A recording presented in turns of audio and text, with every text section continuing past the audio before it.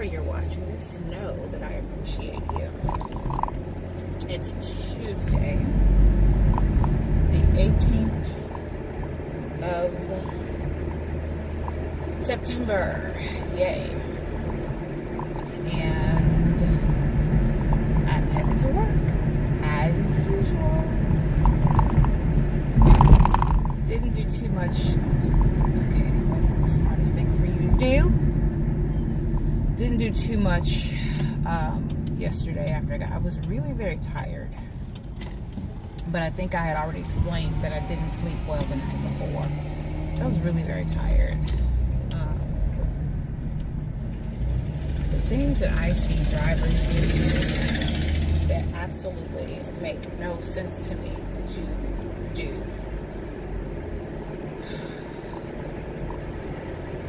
But anyway, I'm sure I don't make the smartest decisions when I'm driving either, depending on, where I'm going or what my time frame is. But I really do my best to avoid doing anything that is what I consider stupid, so as not to put myself or others in danger. So I just don't know why people do some of the stuff that they do. But anyway, so yeah, I was saying that I did say that I didn't get much sleep the night before, so I was tired. Yesterday was I guess yesterday is how I paid for it, because I got home, did a couple of things, not a whole lot, and I sat at the computer for a while, but I didn't get anything done. I had a blog to write. My blog from Sunday still isn't written. I got it started last night,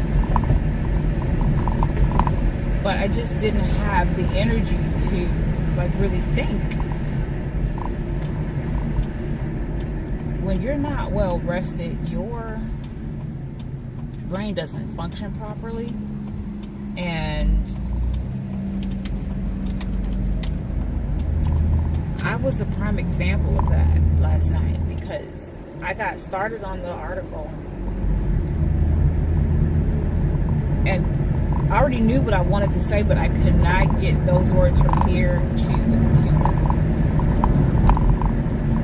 And what I started out with, wasn't necessarily bad. It just wasn't going in the direction that I wanted it to go. So I've got to make some changes. But yeah, I was tired. I was really tired. So I actually got into bed about 9.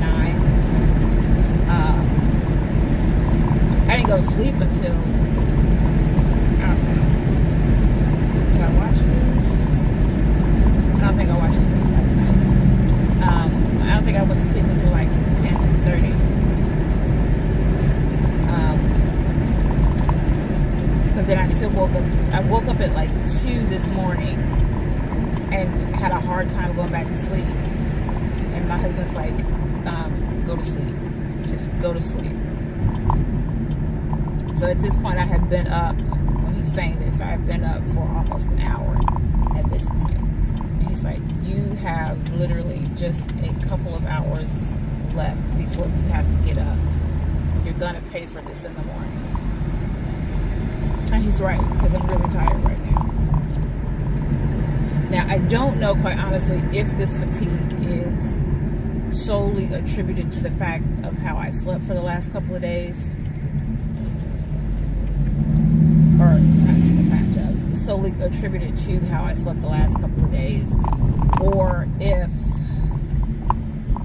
it is, a part of this whole menopause thing. So I am going to make an appointment with my doctor to see, or with a doctor. I don't know if I want to call him my doctor. Still not 100% sure I like him anymore. But I'm going to make an appointment with him and get in to see him and converse about this, because this fatigue thing, and I didn't get my vitamins again this morning, but this fatigue thing is not something that I care for. It's not something at all that I care for. So we'll have a conversation about that. And then the other thing is, yesterday I did reach out to, and if you remember a few blogs back, I mentioned the fact that one of the reasons why I'm not coaching anyone right now on any level is because I need some coaching myself. I need some assistance myself. So I finally reached out to a counselor yesterday, and I meet with her Thursday. So we'll see how that goes. I can't coach people if I am not at my best, because then I'm not giving them the best I'm not giving them the best of me, but two, I'm not giving them the best advice, the best insight, the best solutions, or not necessarily giving them, but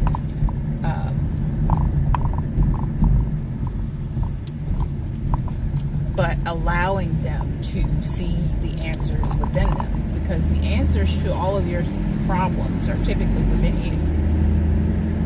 All you have to do is pay attention, and it's hard to pay attention when you're not focused or centered. So that's part of what coaching and therapy and counseling is, showing you how to pay attention and get centered and focused so that you can get to those answers. So yeah, I meet with her Thursday, so we'll see how it goes, if she's going to be the one or if it's going to be someone else. Through my insurance I get 3 free visits, and then they decide, after I decide what I want to do, if I want to stay with her, then they will pay and accept the big copay. So we shall see. We shall see. The husband wasn't feeling that great yesterday. He's still not feeling that great, but he goes through these spurts, and I've paid attention to it. It happens every couple of months. He's got like a good 2 weeks, 3 weeks where he feels amazing, where everything is great, and then he just starts falling off, and he goes into crisis. It's almost like a sickle cell situation.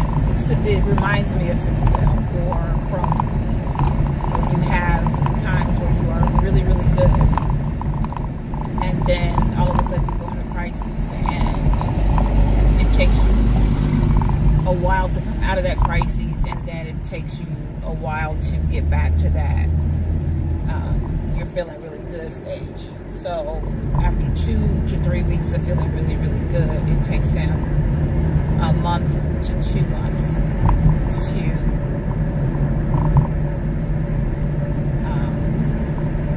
recover and feel really, really good again.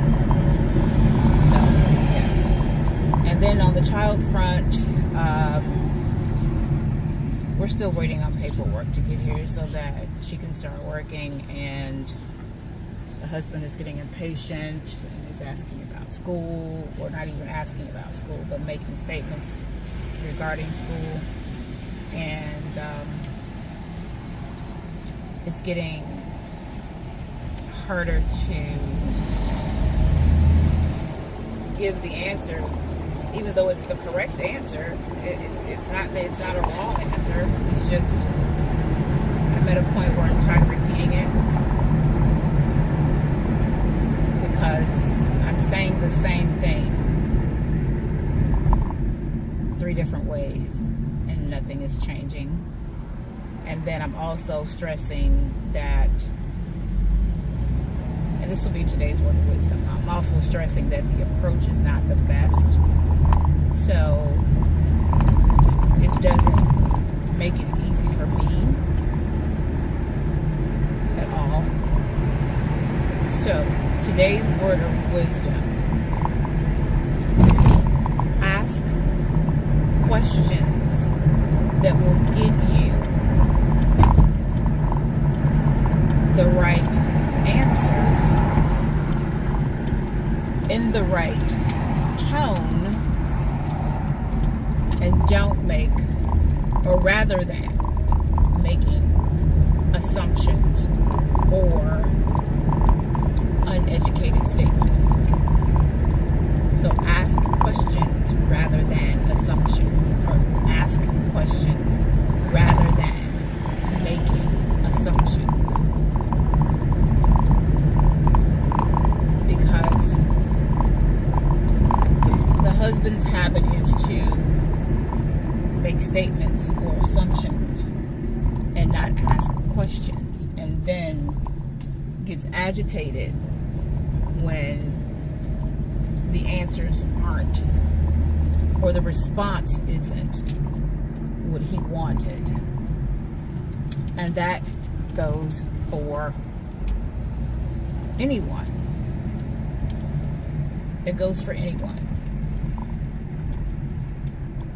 Because I have found that if I don't ask the question properly and I get an answer that I did not want, I'm agitated. So you have to be mindful of how you word your questions, what tone the question is asked in, and